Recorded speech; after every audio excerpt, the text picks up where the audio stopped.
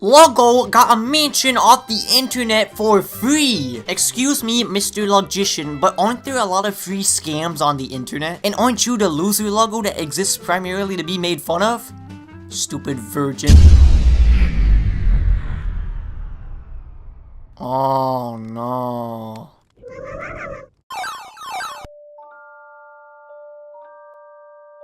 So, what do? Well, only the lights went out, so we can play a little game. One that's quite fitting for the situation. Luigi's Mansion. That's a really stupid concept. I guess Luigi needed a game at some point. This was made whenever Nintendo was getting really experimental. Though I remember for a while, this game was actually somewhat disliked and considered underrated. It's really strange how the view of a game can change in just a few years. So because my life is very eventful, let's look back on Luigi's second outing. The game begins with Luigi walking to his brand new mansion that he won in a contest that he never entered. Nobody likes you. Luigi had planned to meet Mario at the new mansion, but some strange things begin to occur, and he realizes goats. Thankfully, Professor Egad, who commonly visits the mansion to get rid of the ghosts, saves Luigi. Both of them escape, realize, oh crap, Mario's probably in there, and Professor Egad gives Luggo a vacuum cleaner. Now let me show you how these puppies... Oh my goodness! It feels really weird going from Grim Fandango to this, since I don't have to talk about the plot that much. So I guess for the rest of the video, we can chill and talk about the gameplay. Flashlight, vacuum cleaner, adult diapers. Let's go save Mario. The gameplay and controls are quite simple. You spend most of the time exploring the mansion and trying to find keys to other rooms. If you come across a dark room, then there's some ghosts in there that Luigi will have to capture. You wait for them to come out, you flash them with your flashlight, and then you suck them up. If you capture all the ghosts in a room, the lights will come back on again and you'll get a key, but if it's an optional area, then you'll probably get something like treasure instead. This is 90% of the game. Go into a room, capture ghosts, and move on. I could see it becoming a little repetitive, but it never really felt that way to me. Later on, they add in different kinds of ghosts, as well as elemental weaknesses and stuff, though I do find the elemental weaknesses to be kind of annoying. Later on, Luigi will be able to shoot different elements from the Poltergust 3000. This can be used as either an extension of your combat abilities to do extra damage, or to solve puzzles, but in other cases, you have to use them on these elemental ghosts. This is honestly kind of annoying, because sometimes you'll go into a room, there'll be a ghost that you can't defeat and you have to run all the way back to another room to get the element to fight that ghost. That's really the only gripe I have with the combat, besides sometimes the flashlight not working on the enemies. I swear, sometimes you flash them and they just immediately disappear. That sounds bad out of context. So what's Luigi up against? Ghoul lackeys, filthy litterers, dogs, No. Babies, pieces of paper, ghosts that would get this game censored if Luigi was female, and artists. All of these and more in this spectacular mansion. The mansion is split up into 4 different areas, each one ending with a boss fight. You go room to room, you suck up all the ghosts, get a key, and then move on to the next one. Though every now and then there will be something that will change up the formula a bit. Take Madame Clairvoyant for example. She's actually a harmless ghost who wants to help you find Mario. In order for her to find the whereabouts of Mario, she's going to need some of his stuff. So in between areas 2 and 3, you have something else to do. Look for Mario's items. I actually find it a nice change of pace to go looking for them. Though I don't like how you can't skip her descriptions, cause this really harms repeat playthroughs. So after your first time of viewing this, it becomes a quick time event. Also, a little ways into Area 2, Luigi accidentally releases all the boos from the mansion. Their leader, King Boo, specifically was the one who kidnapped Mario in the first place. After this, there will be a boo in every single room, and you're required to catch most of them to progress throughout the game. After you light up a room, assault every piece of furniture possible, and then the boo will eventually come out. Boos are different from normal ghosts because they try and run away from you, and they don't tug against your vacuum cleaner like crazy. No, instead, it's more like you're shooting a laser at them. They won't pull you, instead they'll just try and escape the room. That's the one annoying thing about boos. They can leave the room you're currently in and enter another one. This isn't an issue at first, but much later on they start having tons of health. And it sucks trying to get them in the attic. There are about 50 in the game, and you only have to get like 40 or 45 of them. If you get the rest though, then you get a big piece of treasure. That's very helpful. Something I haven't mentioned up to this point are the portrait ghosts. Professor Egad has a gallery in his laboratory that used to have a bunch of paintings of the ghosts. However, they escaped, and now it's your job to go catch them, except they're different kinds of ghosts. And they're not just a little old lackluster ghoulies you've been seeing this whole time, no, they're somewhat fleshed out. The portrait ghosts usually serve as little mini-bosses or small puzzles that you'll have to solve. Each one is distinct from the last, they all have different ways of confronting them. Take Shivers the butler for example. He'll wander around area 2 holding an unlit candlestick. This is also the same area that you get the fire medallion, which allows you to shoot fire from the Poltergust 3000. I don't think I'll have to ask for anything ever again. Once you light the candlestick, he'll run all the way back to his room, shove it up his butthole, and then you can capture him. As you suck up any of the portrait ghosts, they'll start dropping pearls, which will be added to your money count. When you reach the end of an area, all the portrait ghosts that you caught will be transformed back into paintings, and you can go back to the gallery and view them at any time. There are even rankings depending on how much health you had left over, or how many sucks it took to get them. So if I was able to get a portrait ghost to go from 100 to 0 health in one suck, then I'd get a gold portrait. Overall, the portrait ghosts are one of my favorite things about this game. Ironically, even though they're dead, they bring a lot more life to the mansion. And Shivers isn't the only fun one. We've got Biff, who you knock over with these punching bags, Granny, who's just kinda dumb because of these balls, but she makes up for it by having laser death eyes. Mr. Luggs, for his name alone. And my favorite of them all, Melody Pantissima. You summon her by playing all these musical instruments, and then she comes in to play some Mario songs for you. It's really interesting, and it tests your knowledge on Mario music.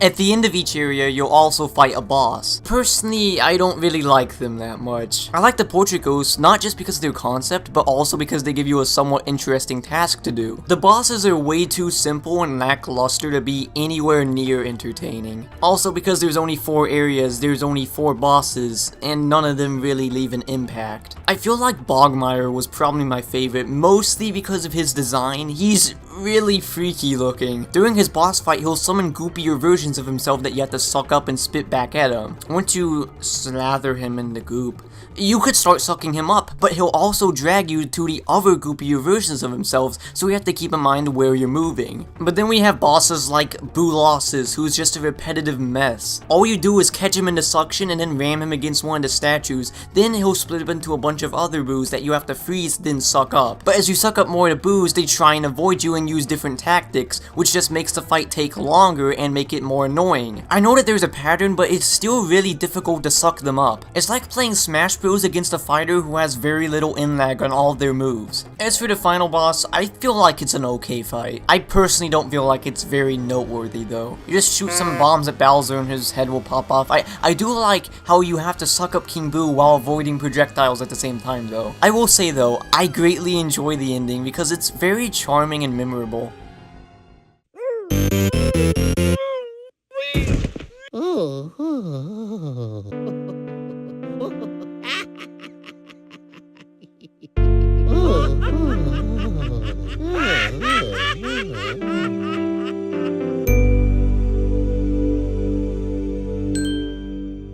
So what do people love so much about Luigi's Mansion? Well, I think that there's plenty to love here. The mansion itself is very fun to explore, the portrait ghosts add so much to the place, the gameplay is very simple but rarely gets repetitive, and overall, I feel like all the untraditional stuff really helped this game stand out. It's a really charming game, and I feel like over time, people eventually grew to respect it more. Around this time, Nintendo actually had the balls to try something new as well as put a lot of heart and soul into it. Perhaps that's the reason why people don't like Dark Moon as much, because it's a lot more traditional compared to this game. Mission-based structure, no portrait ghosts, worthless collectibles, less charm. It's not a terrible game per se, but trying to make it a lot more traditional like the generic Nintendo stuff just makes it fall apart. The mansions in that game were very cool, but locking you out of certain areas because the level-based structure just makes it not fun to explore. Sorry about the long rant, but looking at Dark Moon nowadays, it makes me truly appreciate what the original game did. Because this game is still fun to pick up and play through today. Even though the game is short, it has quite a bit of replay value, getting higher ranks on ghosts or trying to collect as much treasure as you can. And Luigi ends up buying himself a new mansion depending on how much treasure you were able to collect. So you know, Linguini's Mansion may not be a spectacular game, but it's definitely got a lot to love. Too bad Dumbo Virgin Loser Luggo over here is too busy playing Smash Melee. Oh, sorry Luggo, but it's not my fault that you're not an epic gamer like me. Well, you can continue doing that, other Luggo. I gotta get back to playing Luigi's Mansion on my Nintendo 3DS. Linguini Noodle Soup Mansion on Nintendo 3DS? Yeah.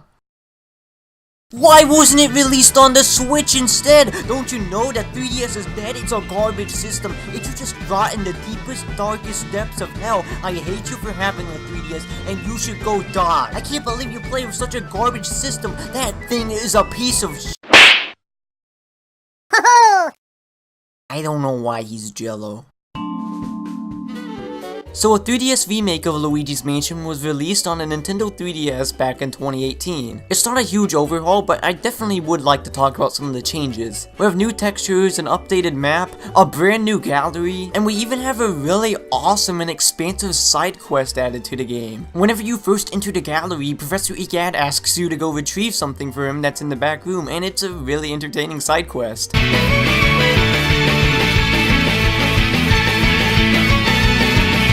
That was the most entertaining 10 seconds of my life. Quite possibly the most noteworthy thing about the port is the addition of multiplayer. Both you and a friend playing as Luigi can explore the mansion together. And with that, might I introduce you to Luggo? Pretty cool, huh? He's an exact copy of Luggo, and he tastes like rotten limes. Unlike most people, I've gotten the chance to extensively play in multiplayer. I don't really know what else there is to say besides saying that it's really freaking fun, especially for a game like this. I am aware of the very clever argument of, well, Luggo, don't you know that any game is fun in multiplayer? And my response to that is, nobody cares, it's still fun. Stop being cynical for no reason. Now, there is one very common, and might I add, overblown criticism of the multiplayer. In single player, the game runs at a very solid frame rate. It looks fantastic on the 3DS. On the other hand, in multiplayer, the frame rate drops significantly. Yeah, I don't know what was preventing them from patching that up. Just look at Monster Hunter. This is also on the 3DS, mind you. But at the end of the day, it's not really a big issue. I mean, the frame rate is still tolerable. People are kind of just like,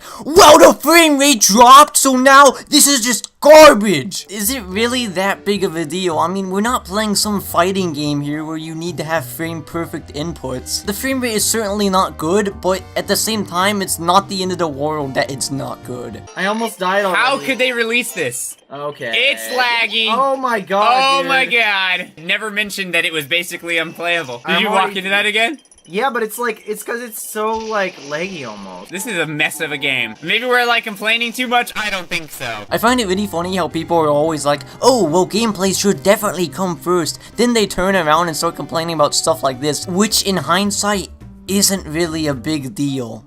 Anyway, the gallery's been revamped too. I'm not really a big fan of this design, but it's no big deal. From here, you can rebattle the portrait ghosts at any time so that you can score for a higher ranking without having to replay the entire game. On top of all that, there's even a brand new platinum rank for all the portrait ghosts. You see, in the original there was a hidden mansion that you could go to after beating the game. It's essentially just a hard mode. So if you're able to beat the portrait ghosts with one suck in this harder difficulty, keep in mind they have extra health, then you get a platinum ranking. And since you can rebattle them at any time, there's extra incentive to actually get all the platinum ranks. I did that myself. On the topic of extra things to do, there are even brand new achievements. They start off relatively simple at first, but then they get into some stuff that hardcore fans of this game would really love. Finding special rare ghosts, getting a certain rank, beating the mansion in less than a couple hours. I already felt like the game was pretty replayable, but adding all this extra stuff to strive to accomplish is really nice. One day, I'd love to get around to getting all the achievements. I feel like the 3DS version as a whole was just the better way to go now. It's got a lot more content, it's got a lot more replayability, and the best part of it all, it's portable. And the only reason you'd ever catch me playing the original over the 3DS version is probably because the original has a more well-fit controller for this type of game. Yeah, the 3DS version has a little bit of an unconventional control scheme. Pulling back the control stick on the GameCube controller feels far better than pulling back on the circle pad. That and the C-stick on the new 3DS is quite pathetic, and the original model of the 3DS doesn't even have a C-stick. So regardless of whether or not you have a new 3DS model, Luigi's not going to be turning around quite comfortably. At the end of the day, either version is still a really solid way of experiencing this great game. It may not be absolutely fantastic, but it has very few hiccups and is always entertaining. And it's a very charming and memorable game as a whole. It ended up defining one of my favorite video game characters of all time for several years to come. I already enjoyed the GameCube version, but playing through the 3DS version made me love it so much more. I never thought that I'd ever want this game ported to my favorite video game system. I feel like it's quite fitting that this was one of the last games I ended up playing on the 3DS.